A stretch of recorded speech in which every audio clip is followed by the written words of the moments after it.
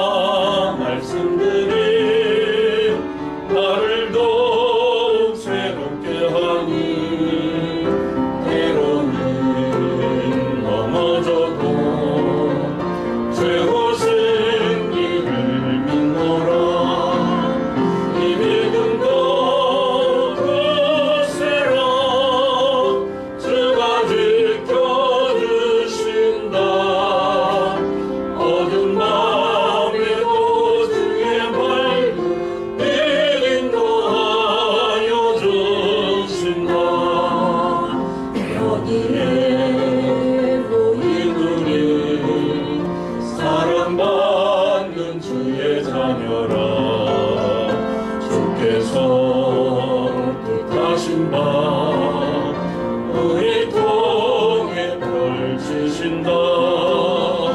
고통과 슬픔 중에 더욱 주님 의지하오니 어려움 이겨내고 주님 더욱 찬양하라.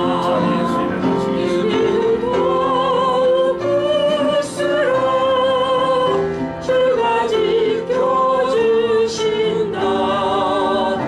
어두운 밤에도 주의 밝음 인도하여 주신다.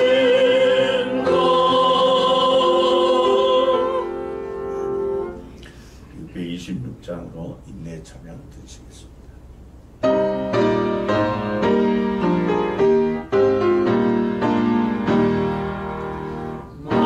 만민들아 다 경배하라. 주 여호와 하나님 경배하라. 만민들아 다 찬양하라. 여호와 하나님 찬양하라.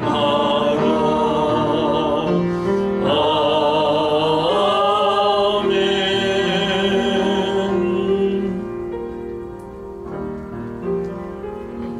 여호와를 경외하는 자들아, 너희는 여호와를 의지하여라. 그는 너희의 도움이시요 너희의 방패시로다. 여호와께서 우리를 생각하사 복을 주시되 이스라엘 집에도 복을 주시고 아론의 집에도 복을 주시며 높은 사람이나 낮은 사람을 막론하고 여호와를 경외하는 자들에게 복을 주시리로다. 여호와께서 너희를 곧 너희와 너희의 자손을 더욱 번창하게 하시기를 원하노라. 너희는 천지를 지으신 여호와께 복을 받는 자로다. 하나님은 영이시니 예배하는 자가 영과 진리로 예배할지니라. 아멘. 우리의 선한 목자이신 하나님 아버지, 전심으로 하나님을 높여 경배드립니다. 선하심과 인자하심이 온 땅에 충만하도록 하신 하나님, 머리 숙여 경배드리오니 우리의 경배를 받아 주옵소서. 우리는 악한 죄인입니다. 연약한 죄인입니다. 우리에게서 하나님의 얼굴을 돌이키지 마옵시고 저희의 죄악을 도말하여 주옵소서. 우리를 주 앞에서 쫓아내지 마옵시고 주의 영을 거두지 마옵소서.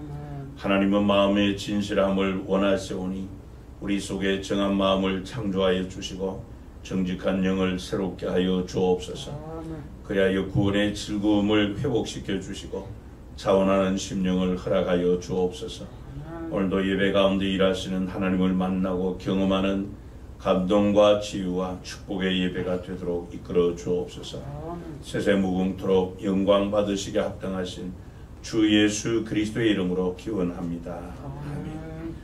영광 찬송 2장과 35장으로 찬양 드리시겠습니다.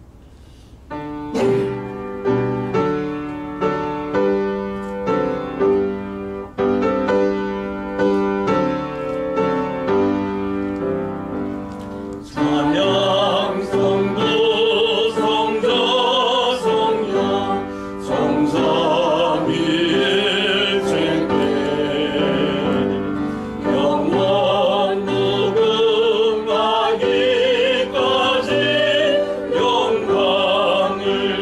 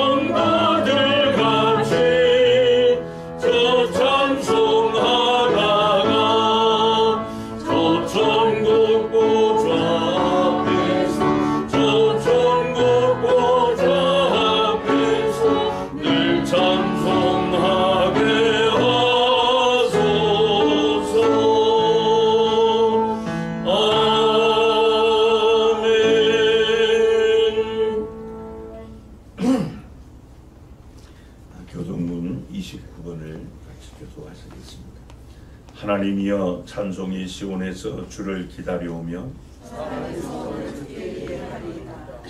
기도를 들으시는 주여 모든 육체가 주께 나아오리이다.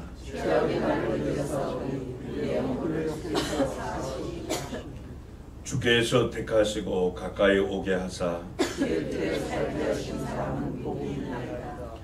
우리가 주의 집 곧 주의 성전의 아름다움으로 만족하리이다.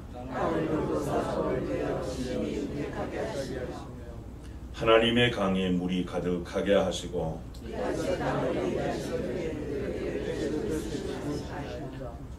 초장은 양떼로 옷 입었고 골짜기는 곡식으로 덮였으며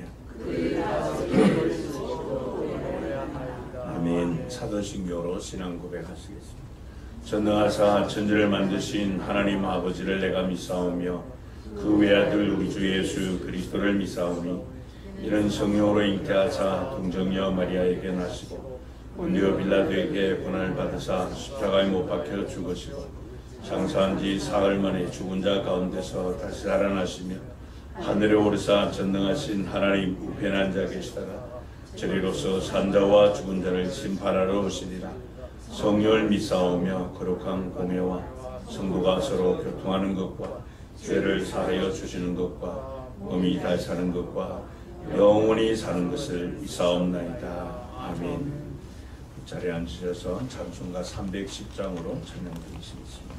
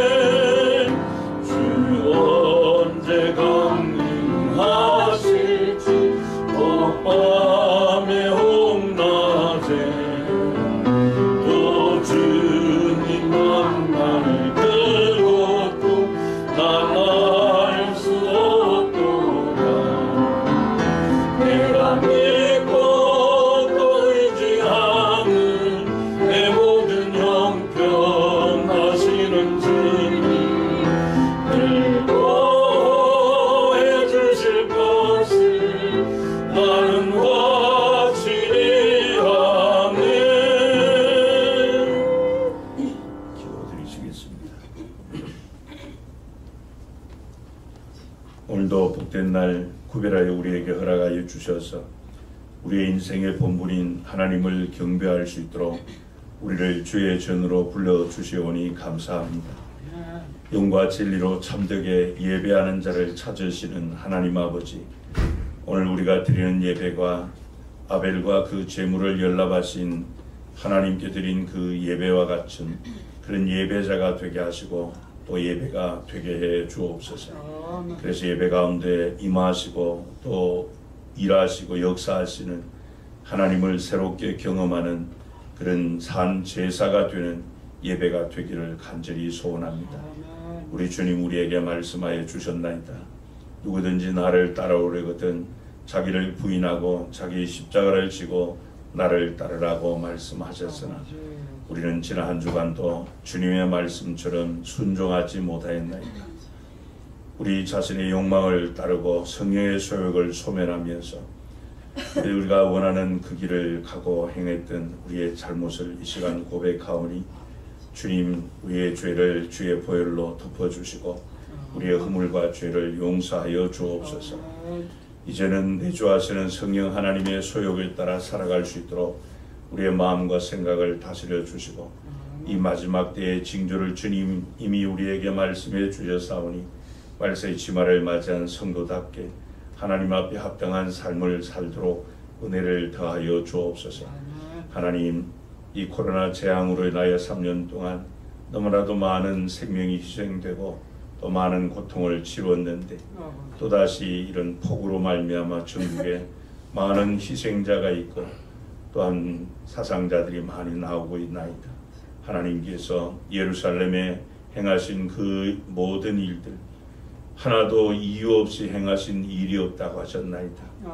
인류의 죄악을 눈감지 아니하시고 또 오래 참으시고 긍휼을 베풀어 주셨지만 우리는 무지하여 하나님의 오래 참으심을 오히려 욕되게 할 때가 많았던 우리입니다. 이런 우리의 완악함을 깨닫고 우리 인생의 또 연약함을 알게 하시고자 또 이러한 재앙들을 통하여 전능하신 하나님을 구하게 하여 주셨사오니 감사합니다. 하나님 우리가 염려함으로 길을 한 자나 더할 수가 없다고 하셨습니다. 우리 인생의 생사화복이 만군의 주 여호와 하나님께 있음을 기억하며 언제나 여호와 하나님을 구하고 찾으며 우리를 향하신 하나님의 선하시고 기뻐하시고 온전하신 뜻을 추구하며 살도록 은혜 더하여 주옵소서. 이곳에 우리 독산교회를 세워주신 하나님 감사합니다. 지금까지도 은혜 가운데 인도하여 주셨나이다. 하나님께서 우리 교회를 세우신 그 비전과 목적을 우리 모든 성도가 공유하며 또 우리 교회가 하나님이 디자인하신 성경적 교회로 세워지게 하셔서 이 일에 우리 모든 성도가 한마음 한뜻 되어 일로 매진하게 하여 주옵소서. 그래서 주님의 교회가 세워졌을 때 주님께서 그 영광스러운 교회를 통하여 이 지역의 영생 주식으로 작정된 자들 무르익어 추수하게 할 자들 많이 예비해 두셨는데 그들을 다 주의 복음으로 불러 구원하는 그런 구원의 방주의 역할을 잘 감당하는 교회가 되게 해 주옵소서.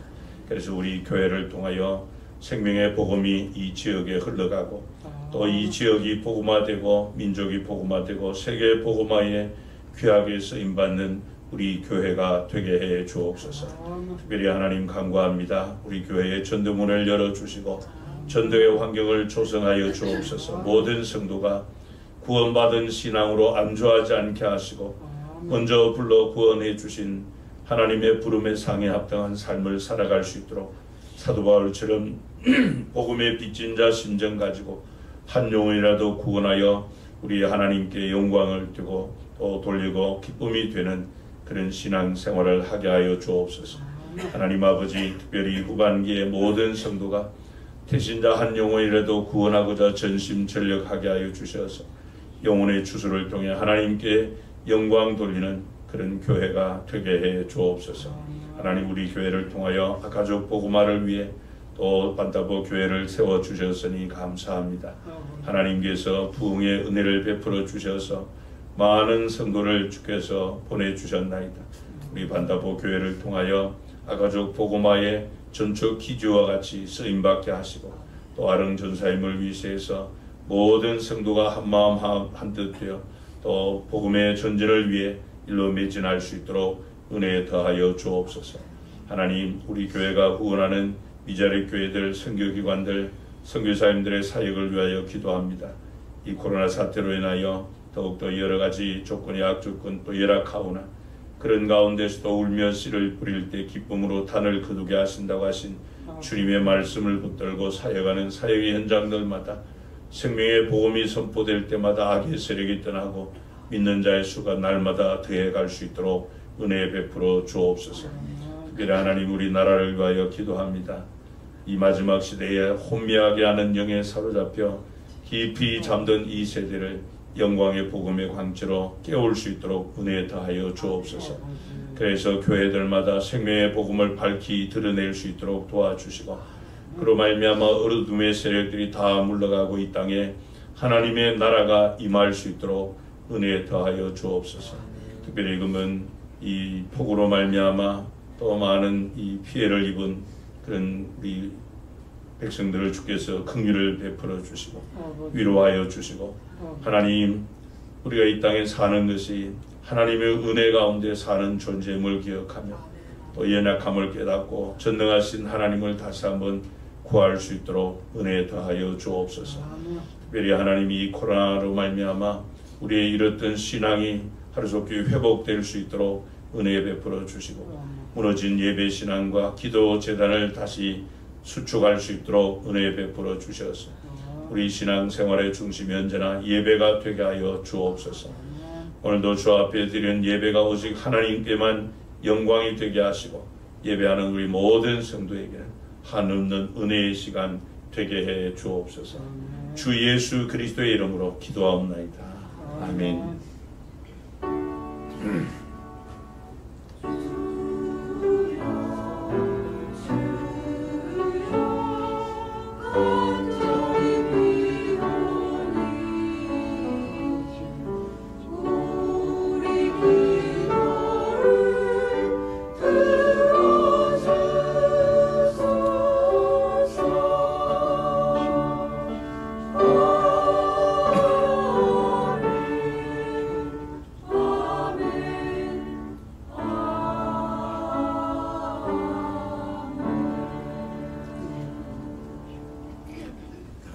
일어나셔서 찬송 1장 찬양하시며 봉헌하시겠습니다.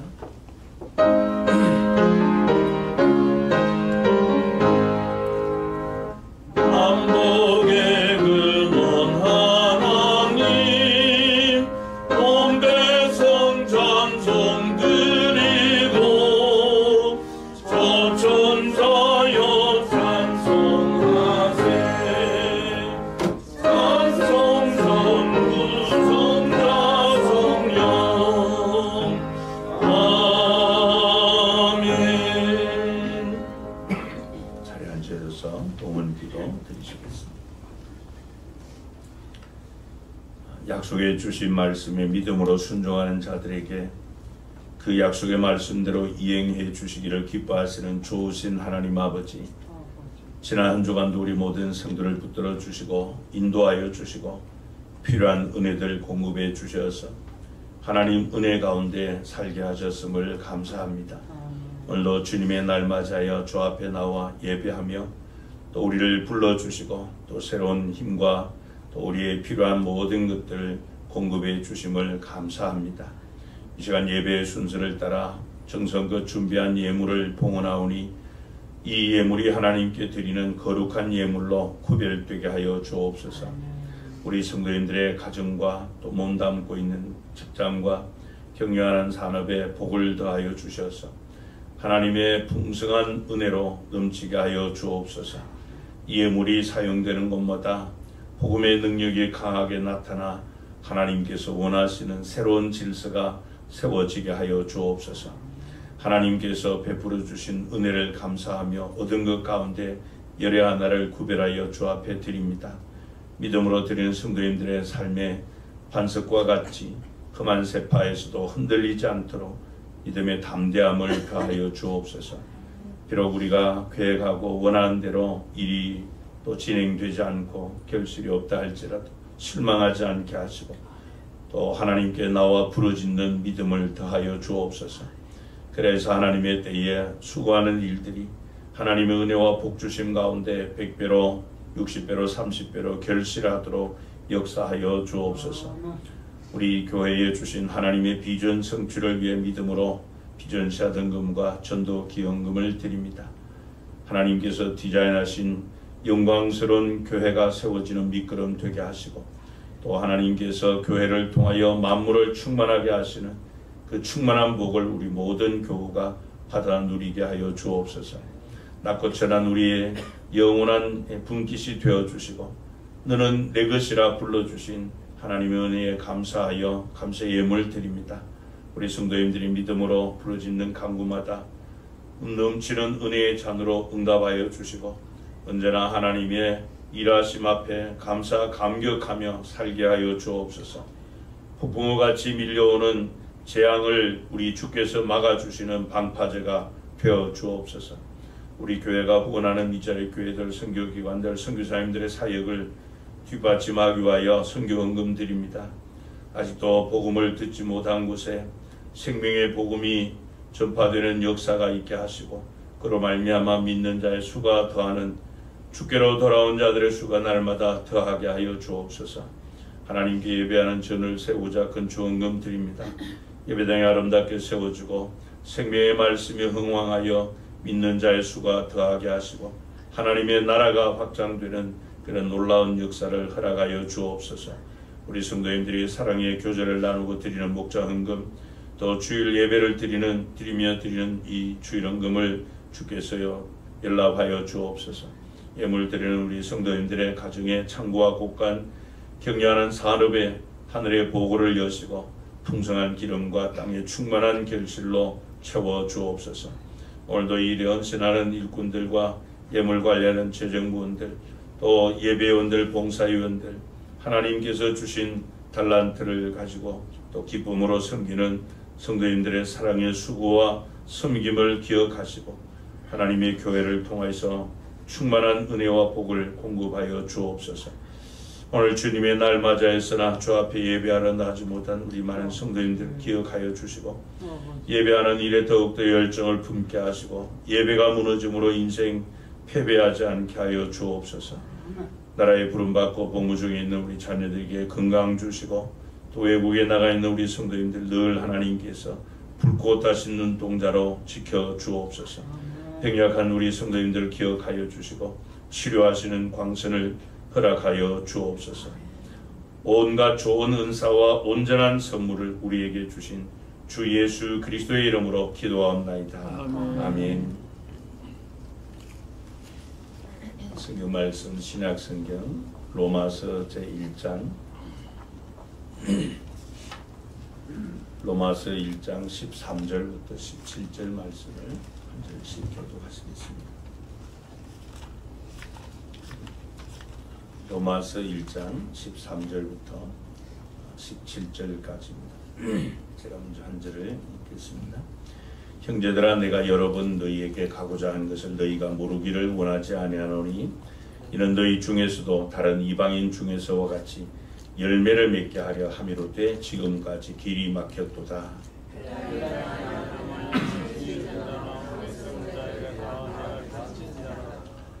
그러므로 나는 할 수 있는 대로 로마에 있는 너희에게도 복음 전하기를 원하노라.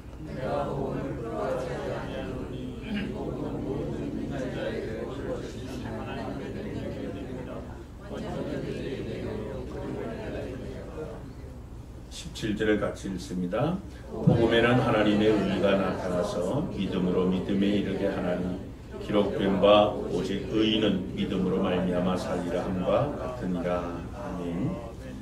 할렐루야. 찬양으로 하나님께 이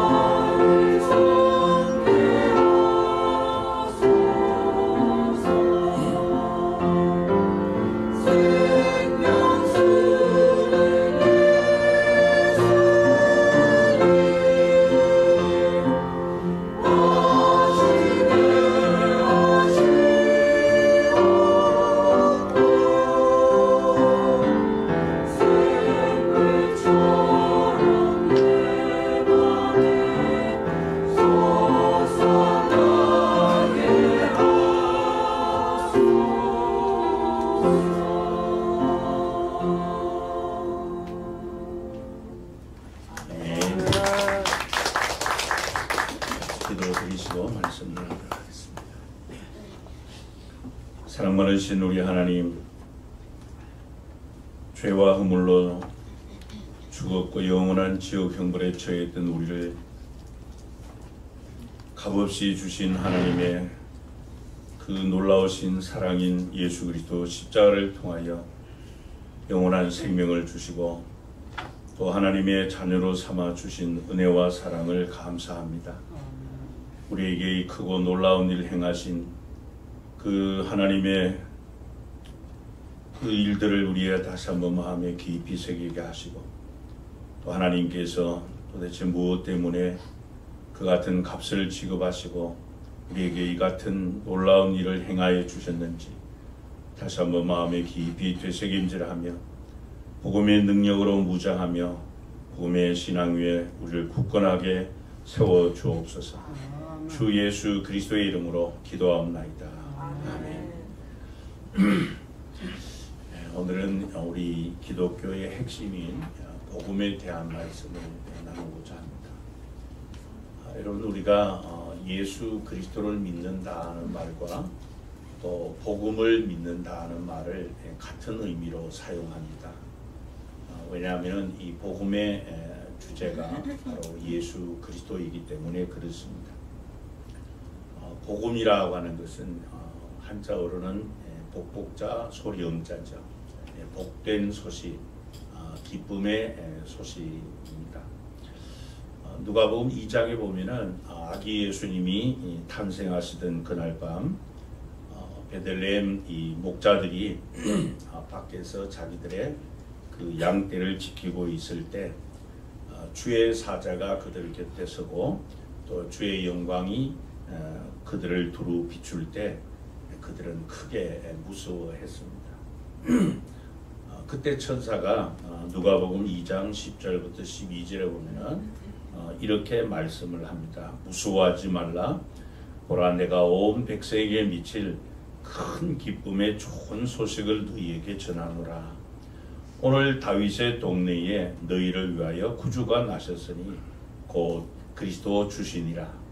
너희가 가서 강보에 쌓여 구유에 누워 있는 아기를 보리니 이것이 너희에게 표적이니라 그랬습니다.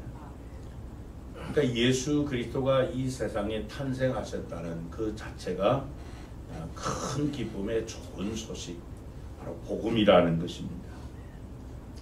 그러나 이 복음은 예수 그리스도 탄생이 전부가 아니죠.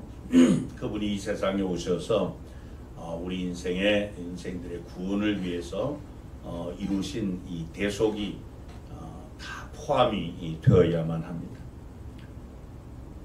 여러분, 이 복음이 복음인 이유는 바로 예수님께서 인간의 몸을 입고 이 땅에 오셔서 십자가에서 이루어놓으신 그 구속 사역을 우리가 믿음으로 받아 누리기만 하면 된다라고 하는 그 이유 때문에 복음인 것입니다. 만일 그렇지 않고 무슨 권력 있는 사람 아니면 돈 많은 사람 또 지혜롭고 능력 있는 사람만 이 복음을 받을 수 있다면은 결코 그것을 복음이라 그렇게 말할 수 없을 것입니다. 그러나 여러분, 이 복음은 그가 누구든지 이 복음을 믿으면 구원에 이르게 되므로 그런 염려는 우리가 하지 않아도 될 것 같습니다. 그래서 이 로마서는 사실 사도 바울이 로마 교회 성도들에게 보낸 편지로서 이 복음 진리에 대해서 아주 자세하게 설명해 주고 있습니다. 그 가운데 오늘 우리가 살펴볼 이 본문은 이 로마서 가운데서도 특별히 핵심이라고 할 수 있는 부분입니다. 오늘 본문 16절에 보면 사도 바울은 내가 복음을 부끄러워하지 아니하노니 그렇게 말씀을 합니다. 이 말씀을 보면 사도 바울은 이 복음에 대한 이 긍지와 자부심을 가지고 있다는 것을 알 수 있습니다. 그래서 오늘은 이 사도 바울이 왜 복음을 부끄러워하지 않았는가, 왜 그가 이 복음을 그토록 자랑스럽게 여겼는가 하는 이 점을 살펴보며 은혜를 나누고자 합니다. 그러면은 이 구체적으로 사도 바울은 왜 이 복음을 그토록 부끄러워하지 않고 자랑스럽게 여겼느냐, 왜 오늘 우리 그리스도인들도 마찬가지로 이 복음에 대해서 부끄러워하지 말고 자랑스럽게 여겨야 되느냐 하는 그 이유를 우리가 알기를 원합니다. 그 이유 첫 번째는 이 복음은 바로 이 구원과 변화의 능력이기 때문에 사도 바울은 이 복음을 부끄러워하지 않고 자랑스럽게 여겼다, 그렇게 말씀을 합니다.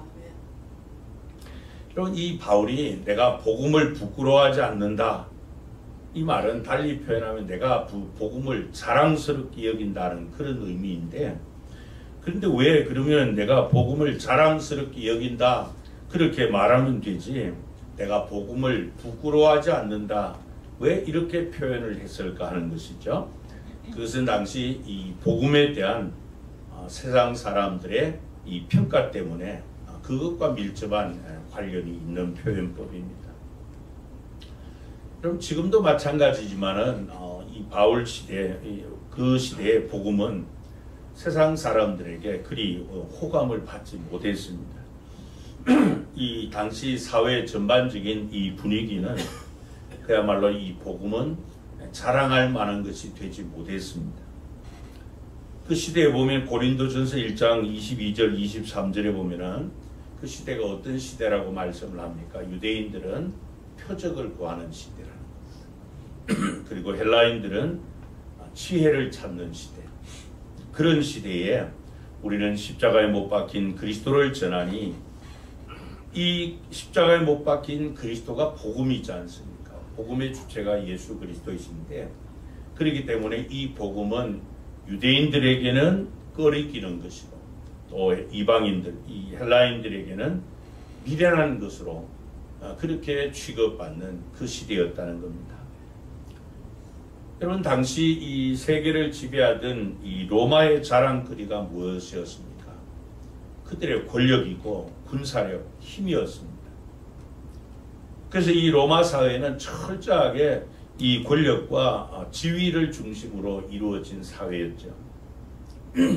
그렇기 때문에 이 무력한 자의 상징인 이 십자가형을 받는 사람과 능력, 힘, 이것과 연관을 짓는 것은 이 로마인들이 생각할 때 도무지 이해가 되지 않는 논리야.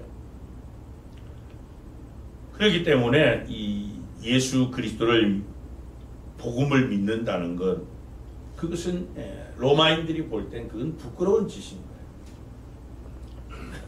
또 유대인들의 자랑거리라고 하면은 그들의 종교적인 이상이었는데요. 이 그리스도인들이 전하는 예수는 이 흉악한 죄인들을 처형하는 십자가에 처참하게 돌아가셨습니다. 그래서 이 유대인들은 이 복음을 아주 혐오스럽게 여기고 이 적대감을 드러냅니다. 이 유대인들이 기독교 복음에 대한 이 반응, 한마디로 표현하면 불쾌하다는 거예요. 아니, 이 그리스도인들이 전하는 이 예수, 그런 십자가에 못 박혀 죽은 사람이 아니냐 그 말이죠. 그러니까 비위에 거슬리는 거예요. 왜냐하면 이 유대인들이 생각하는 이 메시아는 다윗의 자손으로 오셔서 지금 로마의 압제하에 있는 이스라엘의 국권을 회복하고 다윗의 보좌에 앉아서 세계를 통치해야 되는 그런 메시아를 기다리고 있는 자들입니다. 근데 십자가에 못 박아 죽은 이 나사렛 예수, 그를 그리스도, 이 메시아라고 전하니까 이 유대인들이 기분이 좋을 리가 없는 거예요. 불쾌할 수밖에 없습니다. 유대인들이 볼 때 이 나사렛 예수는 시골 촌뜨기입니다. 가난하고 배움도 별로 없고 한낱 이 목수에 불과한 자. 물론 그가 한때 이 병자들을 고치고 대단한 기적을 행하고 또 권세 있는 말씀으로 가르쳤고 그랬을지라도 결국은 자기를 이 하나님의 아들이라고 주장하다가 이 유대 종교 지도자들에 의해서 힘없이 아무 항변 없이 하지 못한 채 그냥 십자가에 죽고 마른 존재예요. 더구나 이 모세의 율법에 따르면은 신명기 21장 22절 23절에 보면은 이 나무에 달린 자는 하나님께 저주를 받은 자라, 예? 이렇게 이 언급을 하고 있는데, 봐라, 하나님의 율법에 보면은 나무에 달린 자는 하나님의 저주를 받은 자라고 말하지 않느냐. 근데 어떻게 그가 메시아가 될 수 있느냐 하는 거예요. 근데 이 그리스도인들이 예수가 죽은 지 사흘 만에 죽음에서 부활하였다고, 그가 하나님의 독생자고 인류의 구세주라고 그렇게 전파하니까 이 유대인들로서는 이 복음을 받아들일 수가 없는 거예요. 그런가 하면 그 당시 이 헬라인들, 그들의 자랑거리는 늘 지혜, 철학, 학식 이런 것들이었습니다. 그래서 이 헬라인들이 볼 때 이 십자가에 달려 죽은 나사렛 예수를 구원자, 이 메시아로 믿는 것은 너무나도 이 미련스럽게 보이는 그런 일이에요. 여러분, 오늘날도 마찬가지입니다. 좀 공부를 많이 해서 이 박식하다고 하는 사람들 가운데 보면은 이 복음을 아주 어리석게 여기는 사람들이 종종 있어요. 특별히 이 과학을 철저하게 신봉하는 사람들은 예수 그리스도의 동정녀 탄생을 믿지 않습니다. 어떻게 동정녀가 이 아기를 낳을 수 있느냐? 그건 과학적으로 맞지 않는다는 거예요. 부활이라든지 기적이라든지 무슨 천국과 지옥이라든지 하나님, 성령님, 무슨 최후 심판, 그러니까 이 성경이 말씀하는 바를 믿지 않는 사람들이, 믿지 못하는 사람들이 적지 않아요. 여러분, 이 과학은 철저하게 인간의 이성에 근거한 것 아닙니까? 그렇기 때문에 이 기독교의 가르침이 이 과학적으로 도저히 이해되지 않기 때문에 인정할 수 없고 받아들일 수 없다는 겁니다. 그런 내용을 그리스도인들이 믿는다고 하니까 너무 어리석고 순진하다는 거죠. 그러나 여러분, 우리가 알아야 될 것은 이 복음은 무슨 철학이나 과학으로 이해할 수 있는 영역이 아닙니다. 왜냐하면 이 복음이 과학이나 철학이 아니기 때문이에요. 복음은 무슨 이론도 아닙니다. 복음은 예수 그리스도께서 이루어 놓으신 이 실제적인 사실들이죠. 그분이 누구이신가? 그분이 우리 구원을 위해서 무엇을 이루어 놓으셨는가? 그분이 행하신 일 그 자체가 복음이잖아요. 여러분, 한번 생각해 보시기 바랍니다. 그 당시에 이 세계를 지배하던 이 로마인들이 자랑하던 그 권력, 그 힘, 그거 가지고 사람을 구원하고 변화시킬 수 있습니까? 물론 어떤 공권력을 가지고 강제적으로 굴복시킬 수 있을지는 모르겠지만은 그 사람의 내면에서부터 우러나와서 완전히 변화된 삶, 이 생명력이 넘치는 이런 삶을 살게 하는 것이 어떤 권력 가지고 하는 것이 아니라는 거예요. 그렇다면 유대인들이 자랑하는 이 종교적 이상인 율법의 행위로 그러면은 구원이 이루어지고 변화가 이루어지느냐? 그렇지 않습니다. 로마서 3장 20절에 보면은 율법의 행위로 그의 앞에 의롭다 하심을 얻을 육체가 없나니 율법으로는 죄를 깨달음이로라. 율법의 기능은 그런 게 아니라는 거예요. 율법의 기능은 우리가 그 율법을 통해서 내가 철저하게 무력한 존재이구나, 죄인이구나, 어쩔 수 없이 우리는 은혜밖에 구할 것이 없구나, 이것을 깨닫게 하는 게 율법이라는 거예요. 그래서 갈라디아서 3장 24절에 보면은 율법이 우리를 그리스도께로 인도하는 초등 교사와 같은 역할을 하는 것이다, 그렇게 말씀을 하고 있습니다. 율법의 행위로는, 그러니까 그 모든 율법을 또 항상 다 지켜야 되기 때문에 이 율법의 행위로 하나님 앞에 의롭다함을 얻을 사람이 한 사람도 없다라는 것입니다. 율법의 행위로 구원을 받을 수 있는 것이 아니라는 겁니다. 오히려 율법은 우리 인간을 더욱더 절망하게 만드는, 그래서 그리스도를 찾을 수밖에 없도록 하는 것이 율법의 기능이라는 것이죠. 그런가 하면 헬라인들이 그토록 자랑하는 무슨 철학과 학식이 사람을 구원하고 변화시켜 놓느냐? 그것도 아니에요. 이 세상 철학은 관념적이고 또 형이상학적인 이런 이야기를 할 수 있을 것입니다. 그러나 철학으로 구원을 얻는 것이 아니에요. 과학으로 사람을 구원할 수 있는 것이 아니라는 것입니다. 여러분, 인간이 과학을 발전시키면 무슨 유토피아가 옵니까? 아름다운 세상이 오나요? 인류 역사가 증명하는 것은 그게 아니라고 말씀을 합니다. 오히려 세계 1차 대전, 2차 대전, 지금 이 강대국들이 가지고 있는 이 핵무기가 언제 어떤 일을 이룰지 모르는 그런 시대가 됐잖아요. 그러나 여러분, 복음은 그렇지 않다는 겁니다. 사도행전 19장에 보면 사도 바울이 에베소에서 2년 동안 이 복음을 전하게 됩니다. 우리가 아는 것처럼 그 당시 이 에베소는 우상의 도시입니다. 그 우상의 도시에 이 복음이 들어가니까 사람들이 자기들의 죄를 자복하고, 심지어 마술을 하던 사람들이 그 마술과 관련되는 그 값비싼 고가의 책들을 다 불태우고 죽게로 돌아오는 그야말로 이 다이너마이트와 같은 폭발적인 복음의 능력이 나타나게 되었습니다. 그래서 당시 바울에게는 이런 확신이 있었어요. 복음은 구원하는 능력이다. 복음은 변화시키는 능력이다. 그가 어떤 사람이든 어떤 환경에 살든 간에 복음을 받아들이면 새 사람이 되고 구원받는다는 것. 그렇기 때문에 바울은 복음을 조금 더 부끄럽게 생각하지 않았어요.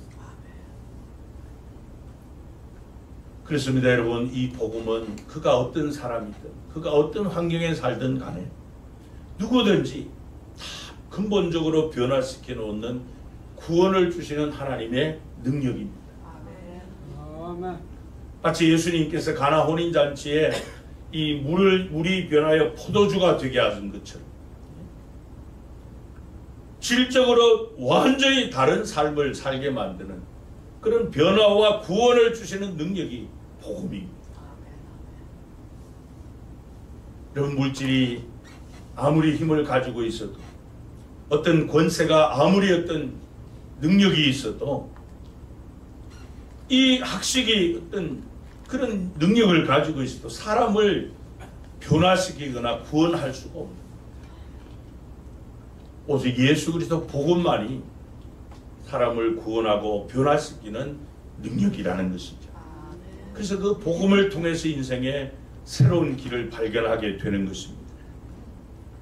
그럼 우리는 예수 그리스도 그 복음을 통해서 이 죄악의 세력을, 또 우리를 낭망하게 만들고 우리를 정죄하는 이 모든 세력을 다 능히 이기는, 그게 바로 복음의 능력입니다. 여러분, 복음의 능력은 우리가 신앙생활을 하다 보면은 좀 무기력함에 빠질 때가 있어요. 신앙의 권태기를 맞이할 때가 있는데, 그럴 때도 복음의 능력은 다시 우리를 이렇게 세웁니다. 지난날 우리가 저질렀던 이 과거의 이 정죄감 때문에 시달릴 때도 이 복음은 거기에서 우리를 자유롭게 해줍니다. 열등의식을 갖게 만들고, 우울한 감정에 사로잡히게 만들고, 절망하게 하고, 미래에 대한 이런 두려움에 사로잡히게 하는 이 모든 것을 벗어나게 하는 것이 복음의 능력입니다. 그래서 우리가 그 복음의 능력을 경험할 때 사도 바울처럼 전혀 이 복음을 부끄러워하지 않고 자랑스럽게 여기게 될 것입니다. 두 번째로, 이 사도 바울이 이 복음을 부끄러워하지 않는 이유고 자랑스럽게 여긴 이유는, 복음은 죄를 용서해 주는 능력이기 때문입니다. 오늘 보면 17절에 보면 복음에는 뭐가 나타났다고요? 하나님의 의가 나타나서 믿음으로 믿음에 이르게 하나니, 그렇게 말씀을 해요. 우리 성경에는 이 헬라 성경에 있는 한 단어가 27절에서 누락됐는데요. 이 번역이 되지 않았습니다. 이 헬라 성경에 보면 두 번째 단어가 가알이라고 하는 단어가 나오는데요. 이 가알이라고 하는 헬라 단어는 왜냐하면이라고 하는 의미입니다. 그러니까 복음이 하나님의 구원의 능력인 이유는 그 말이에요. 복음이 하나님의 구원의 능력인 이유는 그 복음 안에 하나님의 의가 나타나 있기 때문이다. 그런 말씀입니다. 그럼 여러분, 이 하나님의 의가 뭐가 하나님의 의입니까? 우리가 잘 아는 로마서 3장 23절 24절에 보면은 모든 사람이 죄를 범하였음에 무엇에 이르지 못한다고요? 하나님의 영광에 이르지 못한다. 무슨 말인가 하면은 모든 사람이 다 죄를 범한 죄인이기 때문에 거룩하신 하나님 앞에 나아갈 수 없다는 거예요. 그런데 그리스도 예수 안에 있는 속량으로 말미암아 하나님의 은혜로 값없이 의롭다 하심을 얻은 자가 되었다. 이렇게 말씀을 하고 있어요. 여러분, 우리가 죄가 죄인지도 알지 못할 때 이미 하나님께서는 독생자를 우리를 위해 이 세상에 보내주셨습니다. 우리가 필요해서 하나님 독생자 좀 보내주세요 이렇게 요청해서 오신 것이 아니라는 거예요. 이것을 신학적으로 선수적 사랑이라고 말씀을 합니다. 하나님이 먼저 이 문제에 개입을 하셨다는 것이에요. 그래서 죄 없고 흠 없으신 당신의 독생자를 이 세상에 보내셔서 율법의 모든 요구를 다 충족시켜 놓았다는 겁니다. 율법이 규정하는 죄를 범한 인간에게 주어지는 형벌까지도 그분이 대신 십자가에서 다 치러 주셨다는 겁니다.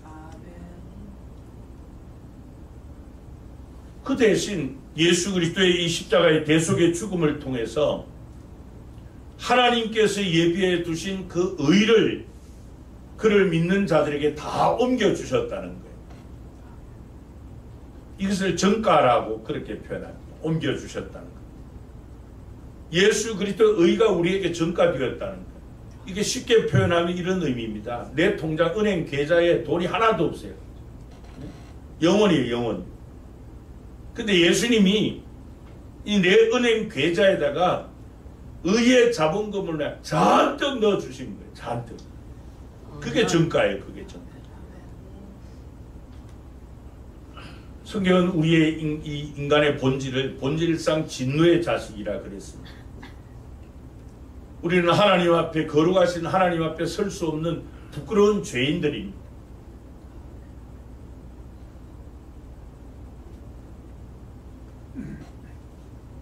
마치 이 아담과 하와가 죄를 범했을 때 그들이 그 부끄러운 모습을 가리려고 어떻게 했습니까? 무화과나무 잎을 가지고 부끄러운 가렸습니다. 그 사실을 아시고 예수님 하나님께서 창세기 3장 21절에 보면 아담에게 가죽옷을 입혀주셨습니다. 가죽옷을. 이것은 우리 인간의 그 죄와 허물과 실수를 가려주는 것이죠.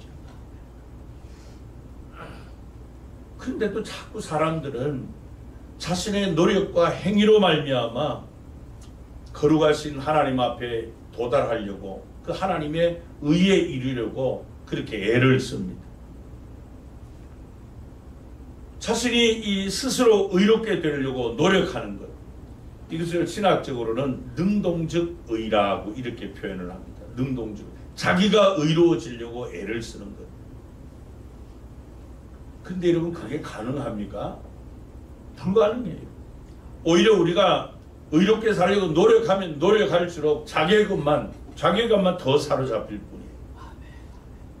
이게 종교개혁가 루터도 그랬어요. 이 루터가 아버지의 뜻을 따라 법학을 공부했습니다. 그래서 아주 학과 성적이 뛰어났는데 그 분야에 아주 성공을 보장받았던 인물이에요. 근데 이 루터의 마음에 이 해결되지 않는 하나의 갈등과 문제가 있었어요. 그게 뭔가 하면은 나도 언젠가 하나님 앞에 설 때 그때 나의 모든 삶을 하나님 앞에 직고해야 된다라고 하는 그 문제. 근데 이 친구의 죽음을 맞이해서 더 심각해지게 되었어요. 나도 언젠가 하나님 앞에 서서 심판을 받아야 되는데 이 두려움에 사로잡혔어요. 그래서 결국 이 루트가 어거스틴 수도원에 들어가게 됩니다. 그가 수도원에 들어간 것은 신학을 공부하려고 사실 들어간 그런 목적이라기보다도 그냥 이 문제 좀 해결받고 자기 영혼 구원을 위해서 이 수도원에 들어갔어요. 근데 그 당시 이 로마 가톨릭 수도회에서는 뭘 가르쳤는가 하면은 인간이 선을 행함으로 말미암아 하나님의 의의 요구를 충족시킬 수 있다. 이것을 가르쳤어요. 쉽게 말해서 선을 행함으로 구원을 받을 수 있다라고 하는 그것을 가르쳤던 것이죠. 그래서 루터는 그 가르침에 철저하게 순종했습니다. 그래서 금식도 하고 기도 생활도 하고 헌신했죠. 그러다 보니까 다른 사람들보다도 아주 이 본보기가 되어서 이 수사라고 하는 이런 명성까지 얻게 되었어요. 근데 이제 수사가 되어서 이 거룩한 층계라고 하는 그 계단을 무릎으로 기어 오르면서도 이 마음구석에 해결되지 않는 것이 바로 이 의의 문제였었어요. 내가 이렇게 함으로 의로워질 수 없다는 거죠. 그때 이 수도 원장이고 또 이 루테의 스승인 요한 스타우피처라고 하는 분이 이 루테에게 하는 말이 이렇게 얘기를 해주는 거예요. 왜 이런 사색들로 너 스스로를 괴롭히고 있느냐? 예수 그리스도의 상처를 바라봐라. 자네를 위해서 흘리신 그 피를 바라봐라. 하나님의 은혜는 거기에 다 나타나 있다. 죄 문제로 스스로를 괴롭게 하지 말고 그 주 앞에 모든 것을 맡기라. 그 가르침을 받고서는 이 루터가 로마서를 공부하다가 이 하나님의 의는 능동적 의가 아니구나. 우리 인간이 쌓아 올려서 얻을 수 있는 그런 의가 아니고 하나님께서 이루어 놓으신 것을 받아들이기만 하면 되는 수동적 의구나. 이것을 알게 돼요. 그래서 그가 이 95개조 항의문을 내걸고 종교개혁의 기치를 높이 든 거예요. 그래요. 우리가 하나님 앞에 서는데 필요한 이 의는 우리가 열심히 노력하고 수고해서 도달한 그런 능동적 의가 아니, 인간의 의가 아니고 하나님께서 예배해 놓으신 그 의를 우리가 덧입는 겁니다. 믿음으로 덧입고 하나님 앞에 서는 거예요. 여러분, 우리 인간의 의는 마치 에덴 동산에서 아담과 하와가 죄를 범하고 그 부끄러운 부분을 가리려고 무화과 나무 잎과 같은 그것으로 이 옷을 입은 우리 인간의 의는 그 무화과 나무 잎과 같은 거예요. 시간이 지나면 잎은 다 말라 사라지잖아요. 부스러지잖아요. 그게 우리 인간의 의라는 거예요. 그러나 하나님께서 이루어 놓으신 의는 능동적 의가 아니고 수동적 의입니다. 그 우리 당 죄 없고 허물 없으신 당신의 독생자를 이 세상에 보내서 십자가에서 이루어 놓으신 그 의. 그래서 바울이 우리의 구원에 대해서 에베소서 2장 8절 9절에 말씀을 합니다. 너희는 그 은혜에 의하여. 그 은혜가 뭡니까? 하나님의 수동적 의. 하나님이 예비해 놓으신 그 수동적 의를 우리에게 선물로 주셨기 때문에 은혜라는 거예요. 그 은혜에 의하여 그 의를 우리가 덧입을 수 있는 그 길이, 비결이, 방법이 믿음이라는 거예요. 믿음으로 구원을 받았으니 이것은 너희에게서 난 이런 능동적 의가 아니라는 거예요. 하나님의 수동적 의, 하나님께서 예배해 놓으신 선물이라 너희들의 행위로 말미암아 난 그런 의가 아니기 때문에 구원에 관한 한 우리가 하나님 앞에 또 사람들 앞에 어떤 것도 내 의로 이루었다면 자랑할 것이 있는데 내 의가 아니기 때문에 자랑할 수 없다. 이렇게 말씀을 합니다.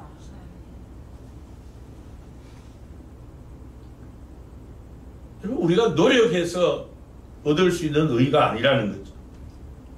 그런가 하면 또 내가 남을 위해서도 다른 사람을 의롭게 할 수 있는 그런 길도 없다는 거예요. 그게 속전이지 않습니까? 다른 사람이 지급해야 될 그 값을 내가 대신 지급하는 것을 속전이라고 그렇게 말하는데, 그것을 통해서도 그 사람을 의롭게 할 수 없다는 거예요. 그래서 시편 49편 6절부터 8절에 보면요, 자기의 재물을 의지하고 부유함을 자랑하는 자는, 그래요, 내가 좀 경제적인 여유가 있어요. 그래서 다른 사람의 죄값을 좀 지불해 주려고 하는 마음이 있어요. 그런데 아무도 자기의 형제를 구원하지 못하며 그를 위한 속전을 하나님께 바치지도 못할 것은 그들의 생명을 속량하는 값이 너무 엄청나서 어떻게 해요? 영원히 마련하지 못할 것입니다. 영원히 할 수 없는. 여러분, 만약에 우리의 행위로 말미암아 이 죄용삼을 받는다면 어떻게 해야 되겠어요? 구약시대 때는 여러분, 사람이 죄를 범하면은 그 죄값을 속량하기 위해서 속죄 제물을 바쳤습니다. 그 사람의 경제적 형편에 따라서, 예를 들어서요, 내가 이 죄 하나 범하고 그 죄를 속량받기 위해서 이제 어린 양을 이 속죄 제물로 바친다면, 여러분 지금까지 평생 사시면서 몇 마리 어린 양 속죄 제물로 바쳤겠어요? 예? 하루에 한 번만 죄를 짓는다고 가정을 해요. 어제 계산해보니까 제가 우리 교회 부임한 지 9,000일이 됐더라고요. 그리고 제가 우리 교회 와서 죄를 하루에 한 번씩 범했다면은 어린 양을 9,000마리를 바쳤어요. 여러분들이 평생 하루 한 번 죄를 짓는데, 그러면 그 죄 한 마리 속량 받을 때마다 구약시대 때는 이 어린 양 한 마리씩 갖다 하나님 앞에 속죄 제물로 바치고 죄를 속량 받는다면 여러분들이 몇 마리나 하셨겠어요? 그러니 여러분, 하나님께서 예비하신 그 의를 덧입고 구원받은 것이 너무 감사하잖아요. 하나님이 주신 의는 능동적 의가 아니고 수동적 의. 그게 복음의 탁월성이라는 겁니다. 이 복음에는 사죄의 은총이 있는 거예요. 그렇기 때문에 바울은 그 복음을 절대 부끄러워하지 않고 자랑스럽게 여긴다, 그렇게 말씀을 합니다. 마지막 세 번째로, 이 복음은 구원받은 성도들을 능력 있는 삶을 살게 하기 때문에 복음은 우리가 부끄러워할 것이 아니고 자랑스럽게 여겨야 될 것이다, 그렇게 말씀을 해요. 여기 보면 17절은 여러분 앞에 우리가 읽었던 13절과 연결된다고 보면 되는데요, 여기 복음에는 하나님의 그 수동적 의가 나타나서 믿음으로 믿음에 이르게 하나니, 기록된 바 오직 의인은 무엇으로 산다고요? 믿음으로 말미암아 산다, 그렇게 말씀을 합니다. 자, 쉽게 말하면은 믿음으로 말미암아 예수 그리스도의 의가 우리에게 전가된 성도, 구원받은 성도는 그 다음에 또 뭐로 산다고요? 그 다음에도 믿음으로 산다는 거예요. 달리 표현하면은 복음으로 구원받은 성도는 거기까지 복음이 끝나는 게 아니고 구원받은 이후에도 복음의 능력으로 산다는 그 말씀이에요. 쉽게 표현하면. 여러분, 하나님과 우리는 이 부자 관계가 형성이 되었는데, 이 관계가 새롭게 형성될 때 우리가 먼저 시작한 관계가 아니에요. 하나님이 먼저 우리를 찾아오셨고 먼저 그 의를 가지고 우리에게 선물로 주신 것이에요. 다만 우리는 믿음으로 반응한 것뿐입니다. 아멘, 아멘. 그러니까 처음에 시작하신 분도 그 하나님이시죠. 그리고 끝까지 그 사실을 이루실 분도 우리 하나님이시죠. 온전히 우리는 그분과 연합되어 있기만 하면 되는 거예요. 오늘 많은 성도가 한때 신앙생활을 열심히 하다가 완전히 탈진이 돼가지고 번아웃되어 있는 그런 성도들이 많이 있어요. 왜냐하면 한때 열심히 신앙생활 할 때는 신앙생활을 자기의 의를 가지고 막 열심히 노력하기 때문에 그런 거예요. 자기 의로 신앙생활을 하는 거예요. 여러분, 자기 의로 열심히 신앙생활하는 사람들의 특징이 몇 가지 있어요. 그 열심을 낼 때는 누구도 따라갈 수 없어요. 얼마나 열심을 내는지. 그러다가 이제 피곤이 찾아옵니다. 그러다 보면은 감사가 사라지고 기쁨이 사라집니다. 열심히 신앙생활 할 때는 자기 의가 근거가 되어 있기 때문에 다른 사람들이 열심히 신앙생활 하지 않는 게 아주 그냥 이상하게 보여요. 그래서 쉽게 정죄하고 비판하고 그러죠. 왜냐하면 자기 의에 몰입되어 있기 때문에. 근데 여러분, 우리의 이 노력이라고 하는 것이 그리 오래 가지 못해요. 마치 무화과나무 잎처럼 때가 되면 다 시듭니다. 그러다 신앙이 시들어져 가지고 완전히 번아웃 돼 가지고 탑진돼서 완전히 신앙이 침체되어 있는 그런 분들이 얼마나 많아요. 이럴 때 우리가 해야 될 일이 뭡니까? 주님의 십자가를 바라보는, 복음의 능력을 회복하는 거예요. 내가 무엇을 해야 될까? 그것보다도 주님이 나를 위해서 무엇을 이루어 놓으셨는가? 그걸 바라봐야 되는 거예요. 그게 믿음으로 사는 사람이고 복음의 능력으로 사는 사람입니다. 여기 17절에 믿음으로 믿음에 이르게 하나니 그랬는데요. 무슨 말인가 하면은 우리가 구원도 하나님이 이루어 놓으신 그 구원의 은혜를 믿음으로 받은 것처럼 구원받은 이후에도 그 믿음으로 하나님의 은혜로 산다는 거예요. 예수님께서 그 유명한 요한복음 15장의 포도나무 비유를 말씀을 해 주셨습니다.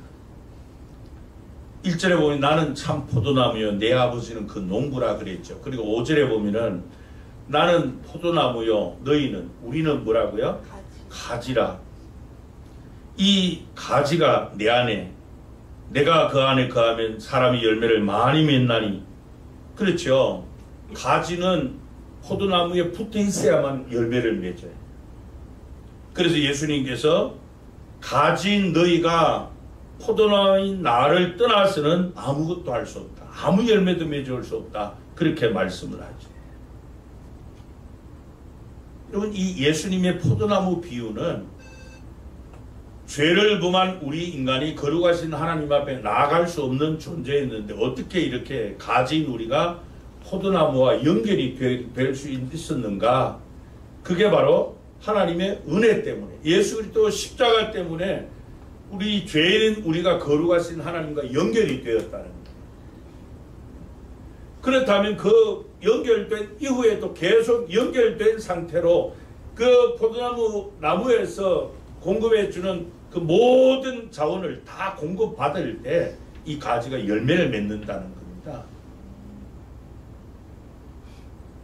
그래서 이 요한복음 이 15장 말씀과 지금 본문 말씀 로마서와 연결해 보면 그런 거예요. 우리는 하나님과 도저히 격이 맞아 연결될 수 없는 존재인데 예수 그리스도의 의를 덧입어서 하나님과 연결된 자들이라는 겁니다. 여러분, 하나님은 어떤 분이십니까? 하나님은 전능하신 분이세요. 그분은 능치 못할 일이 없으신 분이세요. 그분이 가지신 능력을 그분에게 붙어있는 가지에게 그 능력이 공급된다니까요.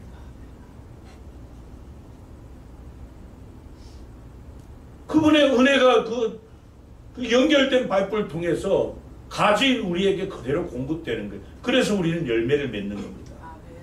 그렇기 때문에 구원 이후에도 복음의 능력으로 살아야 되는 거예요. 이 주님의 능력을 공급받은 베드로가 사도행전 3장 6절에 보면 성전에 들어갔다 나면서부터 걸어본 적이 없는 이 장애인을 손을 붙들고 은과 금은 내게 없거니와 내게 있는 이것을 내게 주노니. 사실 이 베드로 때지 아니잖아요.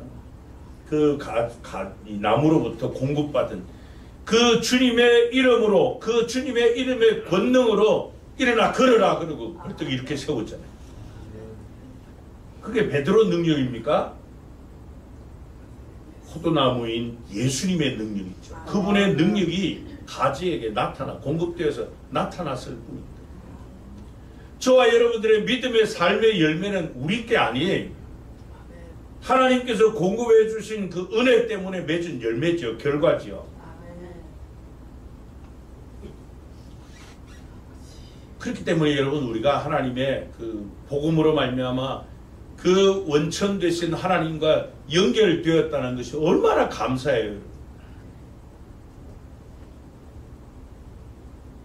신앙생활 하다가 지치고 또 침체할 때 다시 그 원나무, 그 가지인 우리가 그 포도나무에서 하나님으로부터 공급해 주시는 그 은혜와 능력을 다시 공급받을 수 있는, 그게 복음의 능력이에요. 왜요? 복음이 우리의 연약함을 다 충족시켜 주시는데, 우리의 삶의 자리가 아무리 힘들다 할지라도 거기에 여러분 매몰되지 마시기를 바랍니다. 우리는 누구와 연결된 자들이에요? 이 복음으로 말미암아 전능하신 하나님과 연결된 자들입니다. 믿습니까? 하나님께서 이 복음을 통하여서 우리에게 당신의 모든 그 공급을 다 해주시는 거예요. 그래서 우리는 세상을 넉넉하게 이기는 거 아니에요. 그래서 우리는 그리스도인으로서 복음 안에서 이러한 열매를 많이 맺어서 하나님을 영화롭게 하는 것입니다. 그렇기 때문에 바울이 복음을 부끄러워할 수가 없는 거예요. 말씀을 정리하겠습니다. 여러분, 왜 우리가 이 복음을 부끄러워하지 않고 자랑스럽게 여겨야 됩니까? 복음은 우리가 어떤 존재라 할지라도 구원해 주시고 변화시켜 주시는 능력이기 때문에, 뿐만 아니라 우리의 그 어떠한 죄악도 다 사해 주시는 그 사죄의 은총이 복음 안에 있기 때문에, 뿐만 아니라 구원 이후에도 우리가 지속해서 열매 맺는 신앙생활을, 능력 있는 신앙생활을 하게 하는 것이 복음의 능력이기 때문에 우리는 복음을 바울처럼 이 부끄러워하지 않고 자랑스럽게 여기며 이 복음을 전하는 복음 증인으로 살아가시기를 바랍니다. 기도하시겠습니다. 하나님 아버지, 우리는 본질상 진노의 자식들이고 또 만물보다 거짓되고 심히 부패한 죄성을 가진 인간들이기에 하나님과 원수되어 영원한 지옥 형벌에 처했던 자들이었습니다. 그러나 긍휼에 풍성하신 하나님께서 우리가 죄를 죄로 인정하지도 않고 알지도 못할 때 이미 우리의 구원을 시작하셨고 우리를 위해 독생자를 이 땅에 보내주셨고 우리가 받아야 될 죄의 형벌을, 저주의 죽음을 대신 당하시고 율법의 요구를 충족시켜 주시고 또 십자가의 의를 우리에게 덧입혀 주셔서 거룩하신 하나님 앞에 나아가고 하나님과 연결될 수 있는 구원의 은혜를 주셨으니 감사합니다. 하나님 아버지, 뿐만 아니라 구원 이후에도 그 하나님께서 공급해 주시는 그 능력을 공급받아 열매 맺는 또 승리하는 능력 있는 삶을 살게 하는 것이 바로 복음의 능력임을 우리가 다시 한번 마음에 깨닫고 사도 바울처럼 복음을 부끄러워하지 않고 영광스럽고 자랑스럽게 여기는 복음의 증인들로 살게 해 주옵소서. 주 예수 그리스도의 이름으로 기도하옵나이다. 아멘. 찬송가 366장으로 찬양 드리시겠습니다.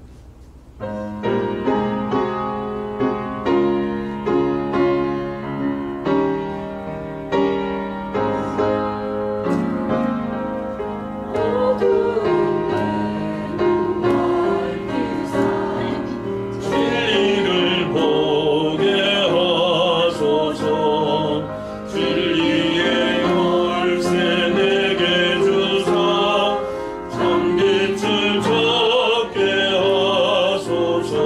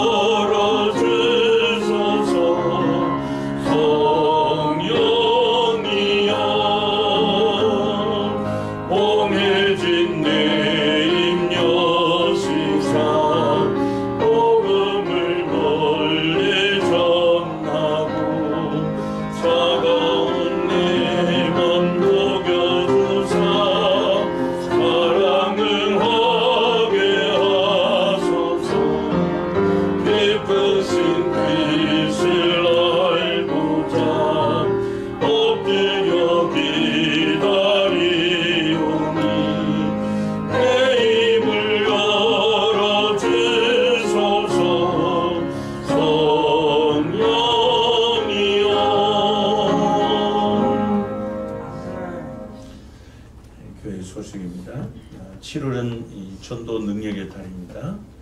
우리 각자 모든 성도들 가슴을 품고 계시는 이 태신자 전도를 위해서 사랑으로 섬기고 또 기도하시기를 바랍니다. 또 여름 맞이해서 금요 기도회 또 구역 모임은 이번 주까지만 모이고 또 8월까지 쉬고 9월에 다시 시작하도록 합니다. 교회학교 여름 사역을 위해 기도해 주세요. 특별히 지금 우리 교육전사님이 계시지 않아 가지고 부목사님이 다 하고 계시는데 그 부득이 이제 좀 유초등부하고 중고등부를 먼저 하고 중등부를 먼저 하고 고등부와 청년부를 8월에 그렇게 사역을 여러분 수련회를 하려고 하는데 위해서 여러분들 많이 기도해 주시고 여름 사역 기간 동안 섬기실 분들은 신청해 주시면 고맙겠습니다. 그리고 이제 올해 후반기 우리 신앙생활의 초점을 한 영혼 구원에다 두시고요. 추수감사절까지 한 영혼 태신자 한 명씩 꼭 구원해서 영혼의 추수로 하나님께 영광 돌릴 수 있기를 바랍니다. 서로 앞뒤 좌우에 있는 분들과 함께 인사 나눕니다. 복음은 구원을 주시는 하나님의 능력입니다. 좀 깁니까? 다시 한번. 복음은 구원을 주시는 하나님의 능력입니다. 다 같이 일어나셔서 우리 교회 사명스러운 우리 한번 선포하시고 파송 찬송 546장 1절로 찬양드립니다. 우리는 시작. 우리는 함께 열정으로 예배하고 사랑으로 교제하고 믿음으로 전도하고 열심으로 훈련하고 기쁨으로 사역한다. 아멘.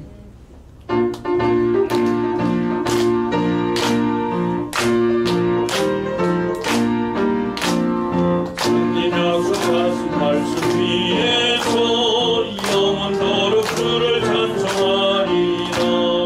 소리 높여 주께 영광 돌리며 약속 믿고 굳게 서리라.